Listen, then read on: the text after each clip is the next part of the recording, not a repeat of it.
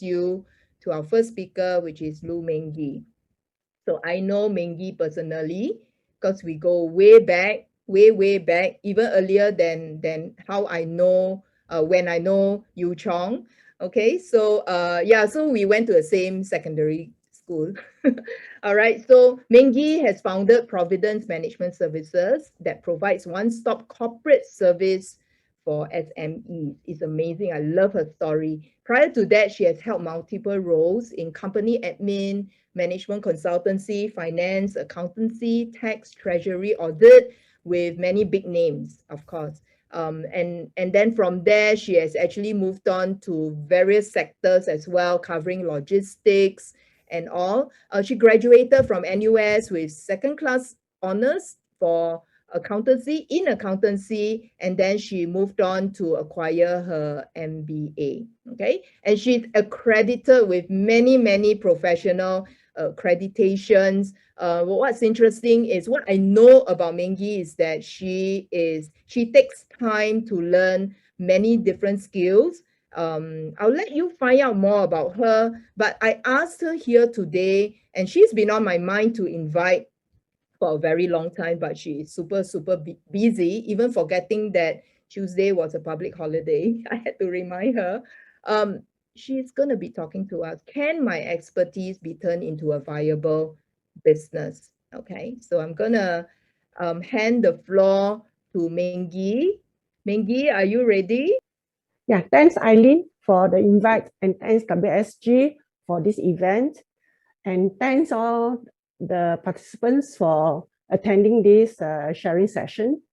As Eileen has mentioned, I'm an FCA fellow chartered accountant with an MBA from NUS. I'm an accredited tax practitioner in both income tax and GST, an ASEAN CPA, and a certified ATA trainer. So this is also one of the examples that Eileen has mentioned, that education qualifications do matters.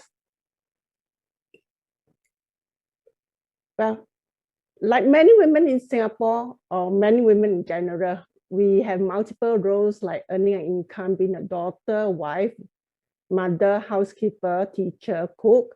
So I'm that. And this is my family back in 2008. And here are they now, okay, in more recent times. Both of my children are now grown up. My daughter is in university. My son is going to university next year. Okay, a little bit on my job experience. I started with KPMG after graduation as an auditor. Then I moved on to DBS. In DBS, I actually had a very nice portfolio in that I'm part of the startup team for DBS Credit Card Center. It's many years ago where credit card was first introduced in Singapore. So I was part of that team then, and it was a steep learning curve, a lot of hard work, but I actually learned a lot during that period. Thereafter, I went to MSD Consultants as a management consultant, and then moved on to China International Logistics Center, which is a government-linked company. And before I started Providence, I have a short stint with CPF board. So a little bit on this company, Providence Management Services. We are one-stop professional service doing bookkeeping, payroll, GST, incorporation, striking off companies, compilation, SBRL reports, training, and management consultancies. It's quite a handful of different tasks, and that's where my previous experience comes in, which I'll elaborate later.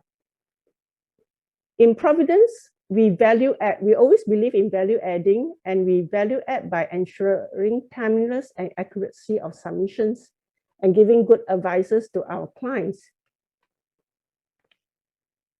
Okay, back to the question, how did Providence start? You recall that I was an employee since graduation, okay? And quite structured employment. I mean, it was like automatic to auditing when we are recruited by the auditing firms. And then DBS is a structured company, okay? And most of the companies are medium-sized companies. So I have never do a set of small companies accounts before. Okay. But back in 2004, that's where Providence started. I have this change in priorities because with young children, I decided that I would rather work from home. Okay, I wanted flexibility. I wanted independence. Of course, I wanted to earn some money. That was my wish list then. So you all may have a different priority at this moment. So maybe you all can take your time to feedback on what are your priorities. Maybe you can name two of it, and then we proceed with the conversation. So what I'm doing, Meng Gee, is I've launched a poll, and for everyone, can you pick 2 out of the 4 here as your top priority, for your wish list? I know we always have very long wish lists, but if I ask you, if I say that, just like in LinkedIn, when you post anything, there's only like 2 lines that will appear in someone's feed first, you kind of pick. So which of the 2 that you want your audience to take a look at? Okay, so what's your wish list? So work from home, flexibility, independence, or earning money? Wow, Meng Gee, the choice is quite obvious. Yeah, okay. But hang on first, I'm not going to close yet because there's over 200 of you here. Oh, and okay. yeah, we have like 67% of you have voted. So what about the rest, right? Yeah, what about the rest? So how many, right? So Meng Gee, which is your first 2 first? So while we are waiting for the rest to answer. Okay, based on my situation then, mine is the work from home because of the different priorities I have in life during that time. I can understand most job seekers, if you are looking for jobs at the moment, yeah, your priority will be earning money.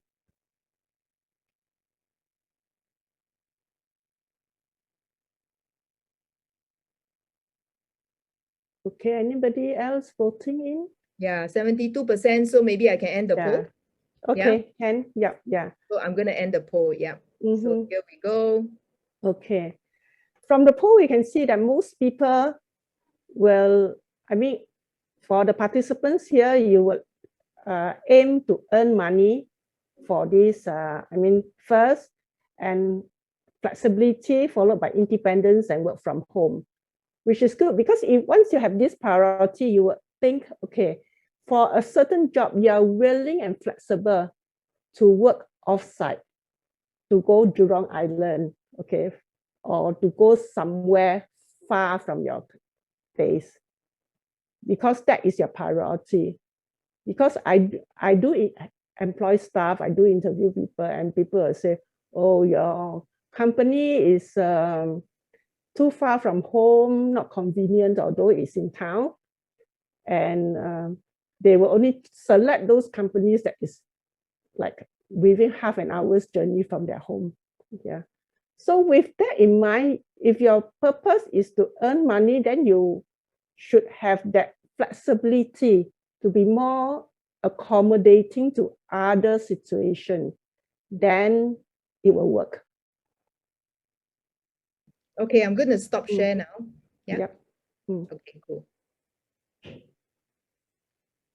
Okay. Yeah. Okay. So, am I sharing my screen? Yes, you are. Now you're not. You were just now. Okay. Just now. I was like, wow, Meng Gee, good. Okay. But yep, it's up on screen again. Cool. You're good to go. Yep. But if we are heading from transforming from an employee to self-employed and even to businesses, you have to realize that there is no regular salary. So you have no regular pay, and you may even have to work free. Some of the things you do are not paid. So you cannot be calculating in the sense that whatever I do, I'll charge. I will get paid. There is no longer this situation once you're not an employee, and your time is not paid. Okay, and there's no staff benefits, no pay leave, no bonus, and more importantly, you do everything by yourself, including like repairs and maintenance, your printers, your IT. When we are in the office, you have the comfort of just calling the IT maintenance, say my computer is not working, please help. Somebody will help you. But once you're on your own, you have to manage it. So there's some of the mindset transformation that you must be aware of. And how do I actually begin in this journey? I started with asking myself, what can I supply? And also ask the question, what does the market demand? Okay. So I take inventory of my skills, including hobbies. And on the market side, I identify my markets to see where I can get my clients. Okay, taking inventory of your skills, you ask yourself, what am I good at? Is it accounting, marketing, computing? What is it? And what makes you stand out as a person? What is your strength? So looking at my background, I have a couple of roles like auditor, which I gained experience from KPMG. DBS, in DBS, I was an accountant there. MSc Consultants, I'm a management consultant. China International Logistics, where I spent quite a few years, I was finance and admin manager there, where I have a huge portfolio. Basically, anything not sales and marketing comes under finance and admin. So I take charge of finance, HR. I was even the ISO representative and company secretary. So and with CPF, I'm the corporate planner. So at this point, I would like to highlight that for those who are still employed, do be thankful that your company gives you additional roles, because these are the experiences that is very valuable, very precious, and you cannot get it elsewhere. I really like that. I really like what you just mentioned. Yeah. I think when we are in the role and there's a lot on our plate, then, sometimes having the additional role will cause a lot of headache. But the way we should be managing ourselves is that we should be working on the Pareto principle. So we try to work all the way to around about 80%, leaving about 20%, 10% for your boss to do your boss's stuff. The other 10% is to take on additional roles. Okay. Yeah. Yeah. Okay. I recall company secretary role was a very, very small role when I was the admin manager, because you only have COPSET once, AGM once a year. So we do that little bit, but it has played a very huge role in Providence now. And I have over 100 clients that I handle that COPSET accounts. Yeah. Let's give her our emoji. Yay. Okay, maybe at this point in time, you all may want to inventorize your skills, asking yourself, what am I good at, before you lost the thought. Yeah. So maybe I give you a minute or two. Okay, so we are asking all of you to at least type in one skill. Okay, one skill. Okay, so please type in the chat, what's the one skill? Of course, you got many skills, but what's that one skill? Very nice. Sherilyn, people skills, very, very good. We are here, we are talking about strengths-based kind of exploration, right? Regional sales, fantastic. fantastic. You will never go hungry. HR, love it, right? Coaching, mentoring, time management, collaboration, creativity, negotiation. Wow, I like that. Quick learner. That one also will not go hungry because you're a quick learner. Project management, that's good. Mengi, we got more on, like, we got some more coordination, and then pre-sales. Oh, someone is very good in brainstorming. I like that. You would be very good in the product development, in terms of new idea creation. Suilian says observance. So maybe her power of observation is very, very good. I like that. In fact, for observance, you should be an assessor. You should be an assessor. Okay. Common sense and EQ. Yeah, even common sense comes in. You will Actually, be common sense is rare. is Okay. Thank you, Wengi. Because sometimes we make things so complicated. When someone comes in, they'll go, why are we doing this? I really like that. Yeah, go back to empirical question. Customer service, that's what Jeremiah says. Communications, event planner. Wow, corporate governance. Oh, that one is needed, very much needed. All right. Course and curriculum development, process streamlining. There's a lot, Mingy. Yeah. Okay. Content, yep. Yeah. Maybe. Okay. Each one of us have our different skills and different strengths. It's very important for us to recognize our own strength. So, like people like me, I'm not very good at marketing. I mean, you could just sense it. Okay. I don't talk much. I'm an introvert. Okay. So knowing my strength and weakness will help me actually to focus on what I'm good at, and also to help me to try to improve on what I'm not so good at. Because, well, we still need marketing, okay, but my marketing is done in a different way as those more extroverted person would do. Yeah. So we tailor our activities to our own personality and our own likes. Then we have better results. Okay. And on the point of how do I get my clients, well, the normal things to do would be like networking that everybody knows, to advertise, do your e-marketing. Okay. So I got my first client actually from free advertisement. Okay. I'm an accountant, so we always love anything free.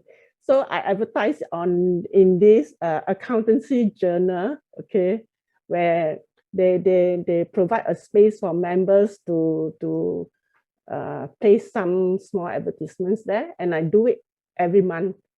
And I got my first client from there. And this is just quite a small job, an ad hoc job for a small company, a subsidiary of a company that is to close down. So I have to go in and clean up the account so that they can bury the company.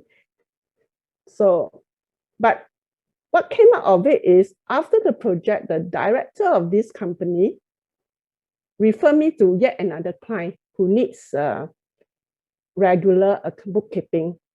So, and I'm happy to say that this client is actually one of my oldest clients. He's still with me now. And he has grown from like one company to like 5, 6 companies. So, as your client grows, your portfolio grows. So that is how my business grows in this way. So there's So there's a fourth way of getting clients. Maybe y'all want to make a guess of what it is, apart from networking, advertisement, and e-marketing. Yep. So please type in the chat. What are your guesses? What's the fourth way? Kenneth Hemming says word of mouth. Jeremiah says one-to-one personal, referral, co-calling. Those are some of the guesses. Volunteer, Jane Tay. Nice. Edwin, referrals, pro bono work. Okay, very nice as well. Okay, through personal activities. Yep, Absolutely. Those are opportunities to showcase what you know. So we always say, KSE, all right? Knowledge, skills, and your experience. People need to hear about your knowledge. People need to experience your skill, maybe even witness your skill. And then, of course, experience your experiences, okay? Volunteer, absolutely, through chambers of commerce. Right. Yeah. Okay. Basically, what we want to do is put yourself in the right place at the right time, to be prepared at all times and seize opportunities. That is part of the marketing strategy. Okay, be it networking, be it collaboration, or volunteering your skills. This is what you actually want to do. And especially for networking, a lot of people has this problem of has this fear of, how do I put myself in a room of people, and try to get business. To me, networking is just can be a natural process. It can be just networking with your friends, your family, those around you. You just make mention of what your expertise are, what you can do, and there may be a match. For example, my aircon man is actually my client. We chit chat when he's repairing my aircon, and he has a company. So that's where I started doing his accounts. In similar way, my pediatrician is also my client. So just make known that, hey, I'm in this business, and through their interaction with you, and sort of they know your personality, because for accountant, we must always establish that trust with people. And if it shows in the way that you do things, people will be attracted to you. Yeah. I really like that, Meng Gee. And who says you're not good in marketing? Who says? See, do you know that the introverts are better networkers, and introverts actually are better salespeople as well. And that's because they take time to observe. Before they, they tend not to dominate the conversation. So I really like what you do as well. You don't talk about your company when when nobody actually asks for it. Maybe somewhere during the conversation it leads you to that, therefore it comes out naturally, right? And therefore we need to have our script ready. Yeah. Very nice. So for this placing yourself in the right time, right place, and be prepared for all times to seize opportunities. I always use the analogy of watching sunrise. Okay, what do you do if you want to see sunrise? So maybe I just go on. Okay, you will wake up early, go to the beach, get a good spot, look out for the sun, take your camera, enjoy the view when you can. Okay, but what are the elements in all these actions? You wake up early, right timing. Okay, go to the beach, right location, find right spot. Okay, and then be prepared, take your camera, enjoy the view while you can, because the opportunity only lasts for a short while. Okay, the sun won't just stop there and let you watch forever. Yeah, so these are the elements that you must bear in mind when you approach people.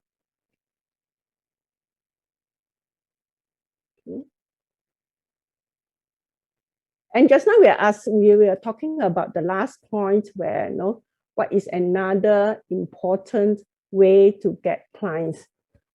Some of the answers, some people actually get it right, is the word of mouth. Volunteering and other modes are also correct, because they actually put you in that position where people will spread around your expertise. So word of mouth is one of the very, very important way of increasing your client base. And in fact, 90% of my client base is from word of mouth. This is especially in professional work because advertisement may make, apart from being very costly, it is not efficient because we do not have that kind of huge marketing budget to have a full-fledged of those advertising campaign. And word of mouth is one of the very, very effective way where it is cheap, okay? But it is not easy to do. It is not intentionally done, okay? You just have to do a very good piece of job and let your clients do the work. So you must have satisfied clients, enough of satisfied clients to spread the news that this person has can do the job very well, is value for money, give good advices or something like that. Yeah. So satisfied clients is a very important target that you have. It's not that you just get the sales in and then okay, you earn their sales and then that's it. Yeah. Once there's a rapport, there's repeated sales, a repeated revenue that you may earn, repeated interaction that you may continue to cultivate business with the client. Okay, what is a viable business? To a lot of people,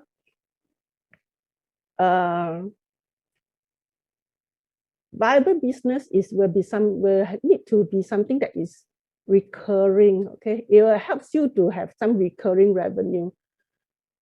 Those very big projects, like one-off projects, very, very lucrative, but it may be just one-off and then that's it. And a lot of effort has to be done to find another big project. So you have to balance your business model in such a way that you have some, what I call bread and butter, okay, maybe small jobs, but it's repeating. And then some more interesting cherries on the cake where these are more exciting projects, more interesting and more lucrative. To me, things like my company secretary, my bookkeeping, they are regular, bread and butter. But like consultancy work will be sort of a cherry on the cake, where it is it increased my profile and also it is more interesting to me. Yeah, but I cannot let go of my bookkeeping and just do consultancy at this point in time yet because I don't have that base to I don't have that base to just do consultancy work. So that's where we have to have a big mixture. You'll notice that my portfolio includes a lot of things. Because for a small business, you cannot just rely on, okay, payroll. I only do payroll. I don't want to do any other things. It is very difficult to find clients, okay? But if you do payroll and you do HR and you do a little bit of accounting, tax, sometimes your tax client may want you to do payroll, or sometimes your tax clients may want you to do other things. So it's an interaction and you can actually build up your business on this whole portfolio. So people will pay for what you can value add. That is a very important criteria that you must remember. Okay, and you can value add by filling the gaps. What do I mean by filling the gaps? In a company, you would have processes, internal controls issues, marketing and communications, and human resource. Try to fit your skills into one of these, okay, and to see whether you can help the company to better the process or better the internal controls or marketing or in the HR aspect. If the company can identify, if you can help that company to identify the gaps they can ask you to help them to fill it. Yeah, that is where Eileen has previously mentioned the non-existent jobs, the invisible jobs. That is what you do in businesses. Some people like management consultancy. People may see there's no need for it, but if you can prove to the client this is very much value added and is essential, they will engage you to do the job. So it's very important for you to enlarge and enrich your skill sets, which comes back to, I think Eileen has mentioned all this before. Totally agree. Okay, yeah. Diversity is the order of the day. So continuous learning, keeping up to date, get accreditation, okay, widen your skill sets, get experience. Okay, I couldn't overemphasize on continuous learning. And continuous learning does not only mean classroom learning, e-learning, Zoom learning, some learning that you must say exam after that. Yeah, it can be things like study missions,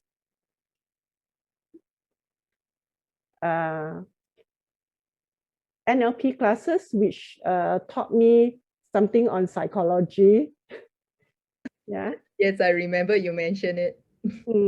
Mindfulness retreat, which helps me to control my anxiety, because we have to grow as a person, meaning the mind, body, and soul. And there's also some training programs by Providence for those who are interested in the finance aspect, like finance for non-finance managers, business essentials, practical accounting. I've actually done finance for non-finance managers in both Singapore and in Thailand to meet managers.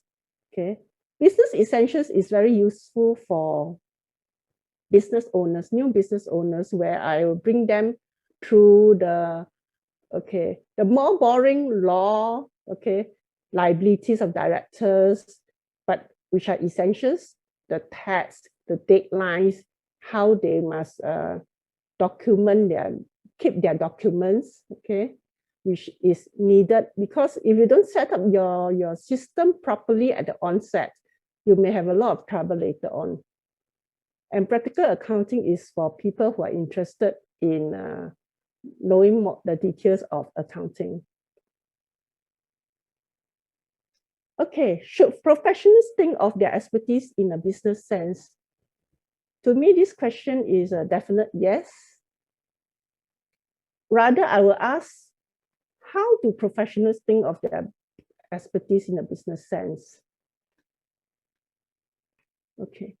Being an accountant, I come up with formulas. So I will look at dollar per report activities, the hours spent, and compare it to what the market will actually pay for or perceive. Because if, let's say, you spend one whole day doing some expense, as expense schedule to claim, so that you can claim your GST or something like this, or claim your tax deduction. But that one whole day may cost, like, let's say, $200. Is that activity actually worth the while? Yeah, you may want to think about it. Yeah. So as professionals, our resource is time. So we have to be very disciplined, very mindful of how we spend our time. And the challenges of being self-employed or running a business, there'll be manpower problem, the client's problem, getting clients, and of course, in this very ever-changing environment, we always have to be very, very adaptable. Okay. Manpower, for an employer's point of view, it may be ironical, but then employers do have a lot of problem trying to get the best a fit, because well, we know that there are a lot of job seekers who's trying to find a job, but the match is not there. Yeah. So some takeaways in this session: identify your priorities, inventorize your skill sets, continuous upgrading, open up to new opportunities. Okay. So these are for you to fill up in your free time. That's fine. Yeah. Okay. Which I think, I mean, you it's good that you try to fill up as soon as you can, so that it when it's still fresh in your mind. Yeah. Okay, for those who are ready for incorporation, Providence actually have a Zoom course on the 14th of August for DIY incorporation, which includes 1 hour free consultation. Okay, the fees is 150. Here we will actually run through with you how to incorporate your company, and as well as to highlight to you, the company laws behind it and the rules and regulations. We also have a package for startups with turnover less than 100,000 in bookkeeping, tax, CorpSec at 980. Yeah. With that, I thank you. Any questions? Okay, yes. So for those of us who felt a little uneasy at the end, don't feel uneasy, because I've mentioned it to Meng Gee to just put it in. The reason why is I know some of the job seekers are actually exploring how they can start a company, and also what are the differences. And I know Meng Gee run courses like that as well. So do connect with her. So thank you so much. Can you stop share? Meng Gee, thank you so much. Yeah, thanks for that. She has shared many nuggets of gold as well, and she herself has walked that journey. If you look at her, I think there are some questions on the mentee itself talking about. I think there was one question talking about, if I'm an introvert, then how can I go about talking to people, planting a thought, and stuff like that. I'm just going to say again, just be yourself. Write down what you have to say, more so for introverts, because some of us, speaking may not come naturally. And even if anyone speaks and it sounds natural, it's not. It's actually due to lots and lots of practice. So thank you again, Meng Gee, for your tips over here. Do stay with us.